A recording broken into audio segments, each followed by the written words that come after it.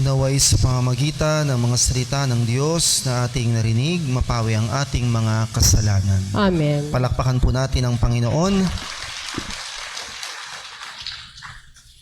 If you will be given a chance to have a face-to-face encounter with the Lord, what kind of questions you will ask? Hindi ko alam kung paglabas ninyo mamaya ay makasalubong ninyo ang Panginoon. Pag nangyari yon, i-message nyo kami. Kasi interesado kaming malaman kung ano nangyari.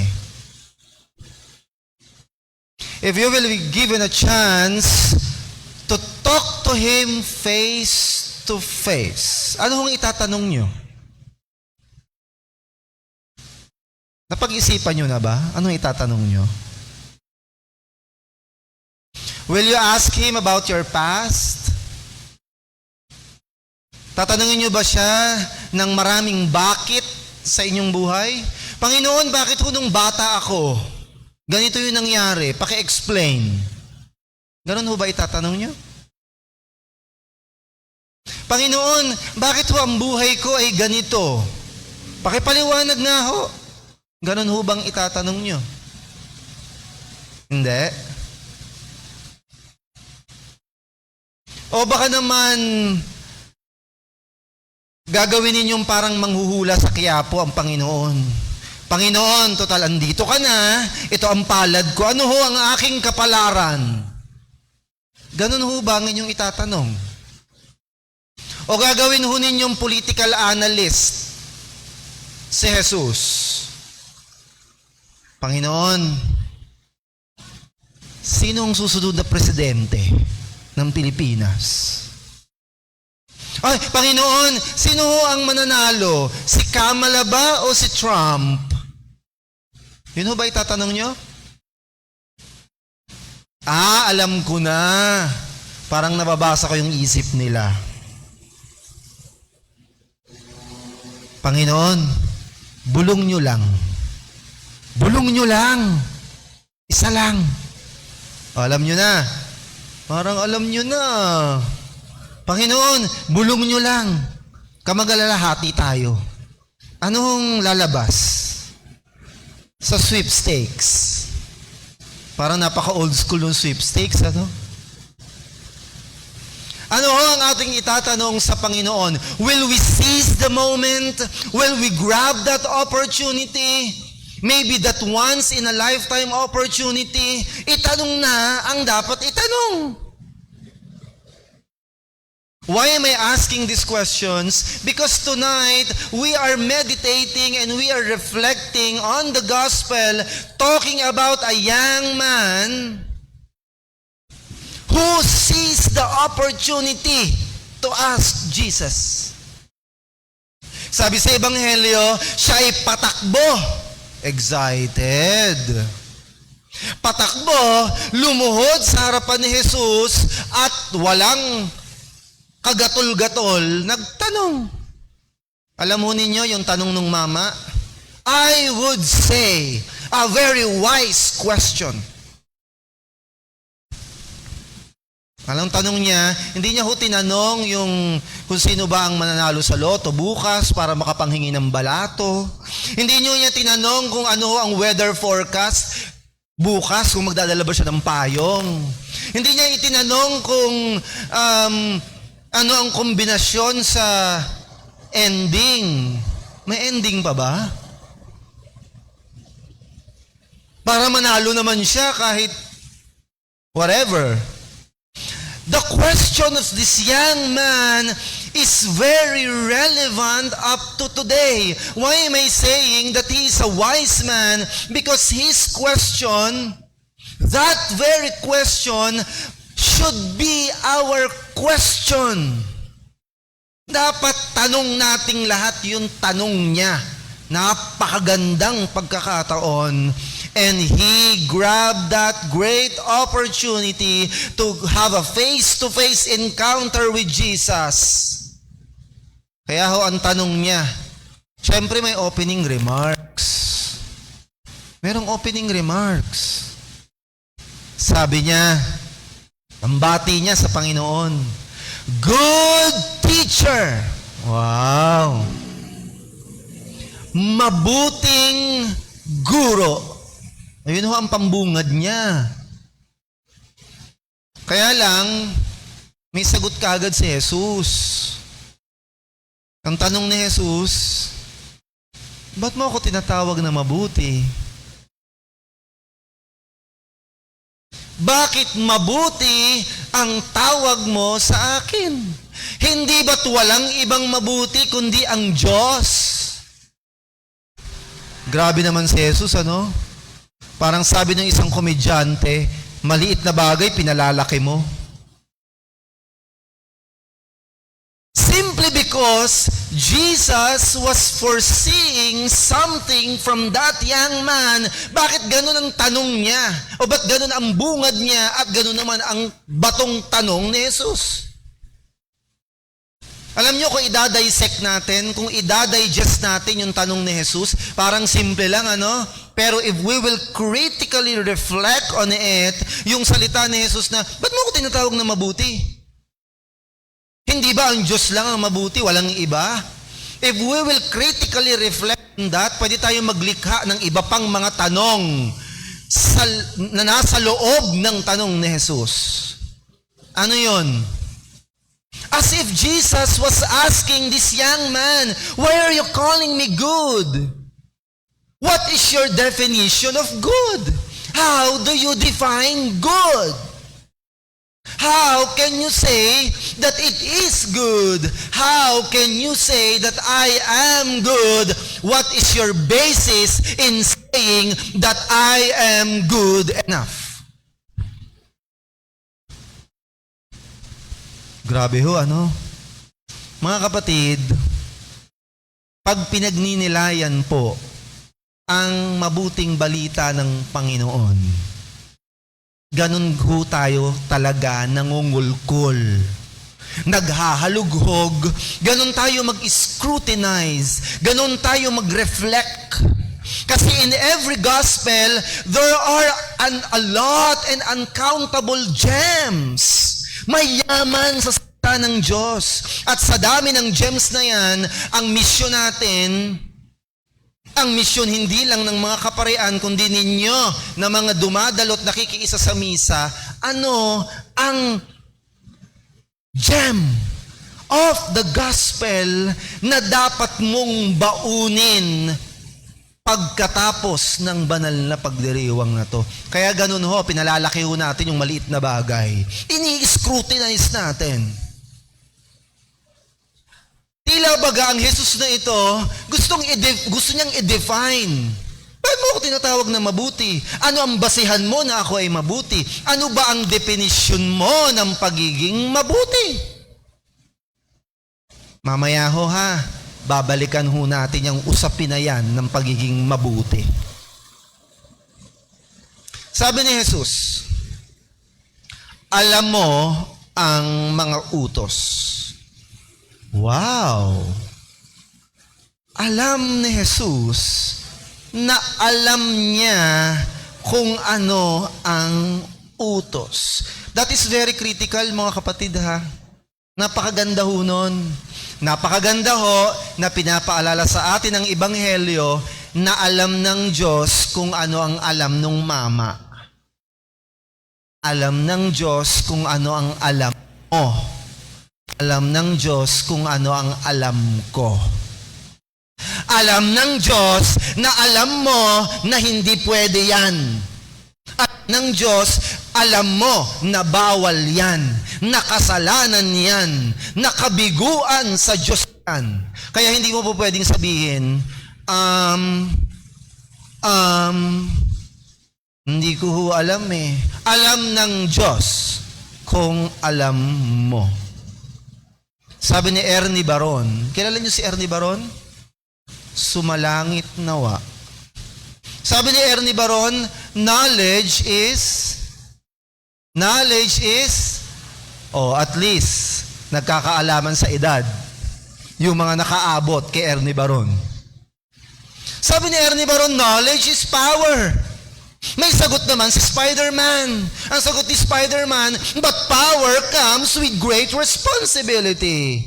Anong ibig sabihin ni Jesus dun sa kanyang mga salitang, alam mo kung ano ang utos, alam mo kung ang dapat mong gawin, alam mo ang dapat na hindi mo ginagawa. So tayo ho, mga kapatid, hindi tayo po pwedeng mag-anga-angahan sa ating pananampalataya. Alam mo ang dapat at hindi dapat. Sabi ni Jesus, alam mo kung anong utos. Huwag kang papatay. Sabi nung mama. Ini-exaggerate ko lang we're being a little imaginative. Sabi nung mama, no. Check. Hindi pa ako pumatay. Huwag kang mangangalunya. Check. Huwag kang magdaraya. Check. Parang meron siyang checklist, Pero parang meron siyang listahan. Huwag kang magsisinungaling sa iyong pagsaksi. Never. Check. Igalang mo ang iyong ama't ina. Wow. Check. As if this young man was telling Jesus, tell me something I don't know. Sabi ng mama, lahat pong yan ay tinupad ko mula pa sa aking pagkabata. Ang galing ho, perfect naman pala. Di very good. Di excellent. Meron kang 5 stars. Kaya lang, may nakalimutan itong mama. Ano yung nakalimutan ng itong mama? Na ang kasalanan ho ay nag-uugat. Hindi lamang ho sa ginagawa mo. Ang kasalanan ay hindi lang nangyayari kapag may ginawa ka. Dahil may isang klase ng kasalanan na naging kasalanan mo dahil hindi mo ginawa. We call that sin by omission. Kaya ang sagot ni Jesus, may kulang. Huwag kang papatay, hindi ko ginawa. Huwag kang mandaraya, hindi ko ginawa. Huwag kang mangangalunya, hindi ko ginawa. Galang mo ang iyong ama't ina, check ako dyan. Pero sabi ni Jesus, may kulang. Ang tanong ng mama, how can I inherit eternal life? Yun ho ang pinakamagandang tanong. Ang tanong niya, paano ko makakamit? Ano ang dapat kong gawin para makamit ko ang buhay na walang hanggan? Grabe ho, parang pang Miss Universe yung question. Talagang 1 in a million question that needs 1 in a million answer. Kaya lang sabi ni Jesus, meron ka pang hindi nagagawa. Ipagbili mo. Ayun pa lang, Siguro bungad pa lang ni Jesus, ipagbili mo. Siguro kayo yon, tumaas na kilay nyo, Anak, ipagbili mo. Naku, ayan na. Anak, isuko mo. Naku, medyo dihado tayo dyan. Mukhang namali ako ng pasok. Nagkamali ako ng tanong. Ipagbili mo ang iyong mga ari-arian. At ang pinagbilhan ay ibigay mo sa mga dukha. Pagkatapos, bumalik ka at sumunod ka sa akin. Anong ginawa ng mama? Anong ginawa? Parang hindi kayo nakinig sa gospel, Ayun, nalungkot, bumagsak ang balikat, lulugo-lugo, at umalis ng walang sigla sa muka at katawan. Napakaganda ho ng tanong, mga kapatid. But if we will talk about eternal life, kung pag-uusapan ho natin ang buhay na walang hanggan, there are two conditions for us to attain eternal life. And what's the first one?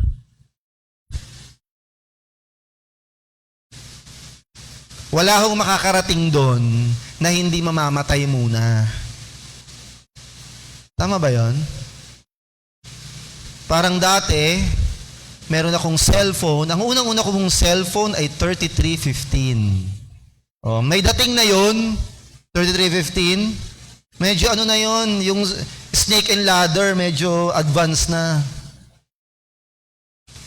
Nung uso pa ho, yung mga 3310, 3210, 3210 na kapag bumagsak mula sa Ferris wheel, wasak, pero buuin mo lang, gagana ulit. Noong cellphone ko ho ay 3350, nakatanggap po ako ng chain message. Alam niyo yung chain message? Yung send to many.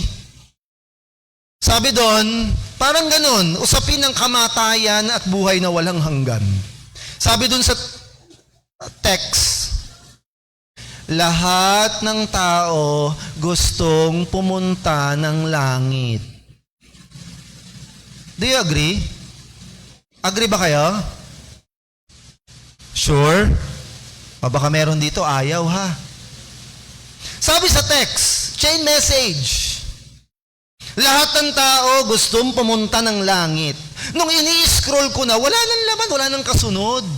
Scroll ako ng scroll, walang laman. Hanggang sa kaduluduluhan, meron pala. Meron pang text sa ilalim. You know what I'm saying? Yung mga ganun chain message, yung kailangan mo mag-scroll down. Pagdating sa ibaba, ano yung unang statement? Lahat daw ng tao gustong pumunta ng langit. Pero walang gustong mauna. Meron ho ba gustong mauna? Because we are afraid of dying.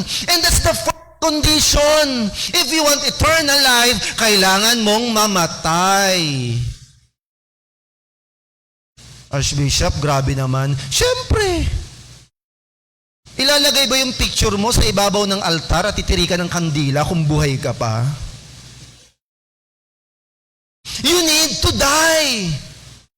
That is the first condition in inheriting eternal life. Bakit mo kailangang mamatay? Because death means detachment from the world. At ang sinasabi ni Jesus, na sinasabi niya sa mama na ito, whoever wants to follow me, deny yourself. Yun yung dying. You need to deny yourself, sabi ni Jesus, carry your cross every day and follow me. Hindi lang basta sundin mo ako, kailangan mamatay ka sa iyong sarili. Napakasadista naman ng Panginoon.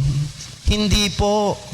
Kasi yung pinapagawa niya doon sa mama, nasalita niya rin sa mga alagad na kailangan ninyong itakwil ang inyong sarili. Iyon ang tinutukoy na kamatayan.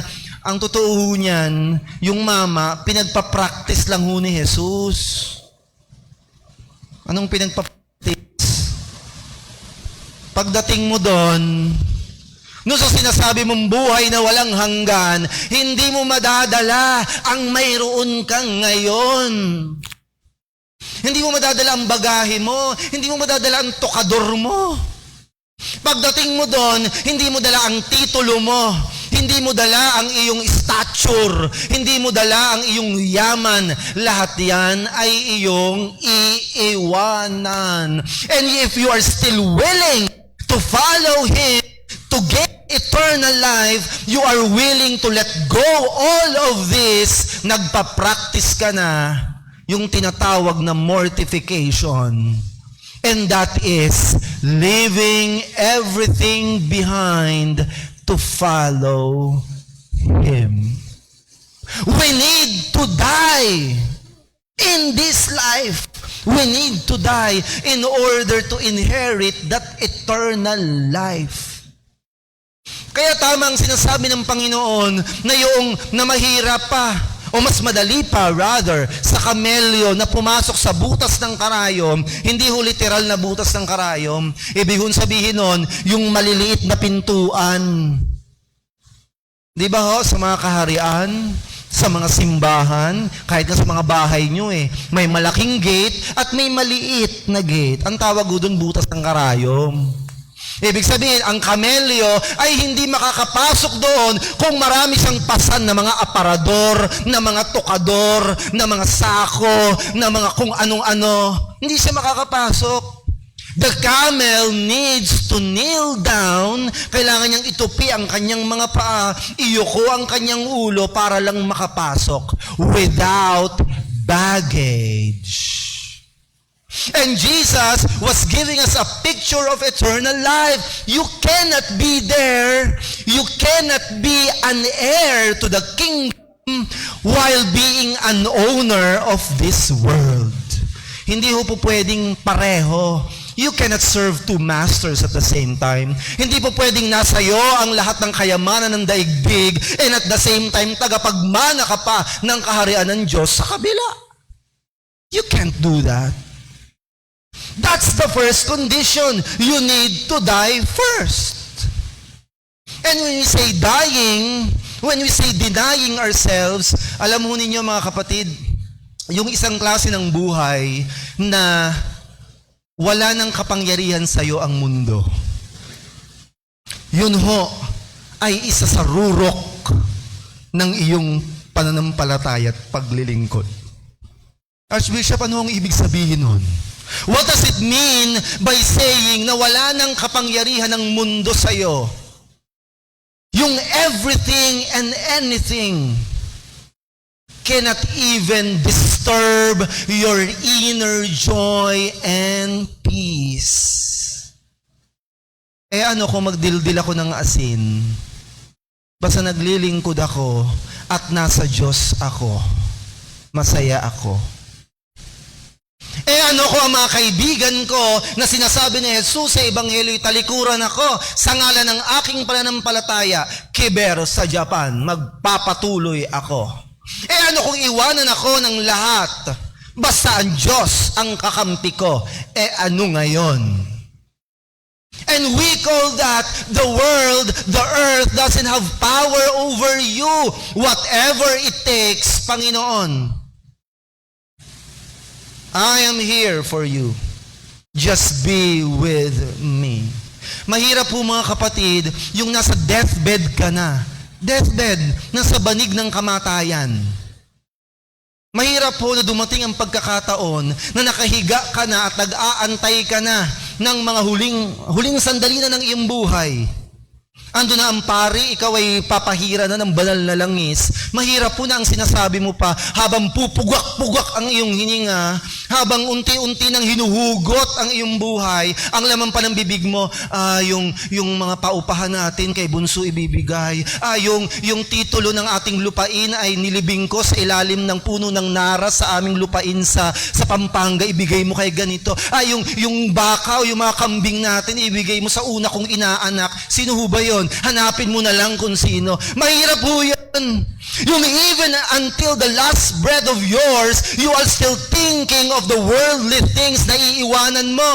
Ibig sabihin, wala kang kapayapaan. Ibig sabihin, you will die unprepared. Hindi ho ako nagagalit ha. Normalan lang ho ito ha. Mas mainam kung ang sa huling sandali ng iyong buhay, walang tigil ang iyong mga salita, Panginoon, take me. Kunin mo ako, tanggapin mo ako. Handa na ako. That will be the most peaceful moment of your life when you are ready to face Him, when you are ready to inherit eternal life nang wala kang iniisip na tukador, wala kang iniisip na lupa, wala kang iniisip na paupahan, wala kang iniisip na yung iyong banga na minana mo pa sa iyong kalululahan, wala kang iniisip because all of those are being shared to God's people. Wala na yan. Tapos na yan, lipas na yan, and you are looking forward in meeting and enjoying your Creator. Sorry ho isa pa lang ho yun. Sabi ko ho, dalawa Tama ba yon? And the second condition is, alam niyo ho, if we will talk about inherit, di ba?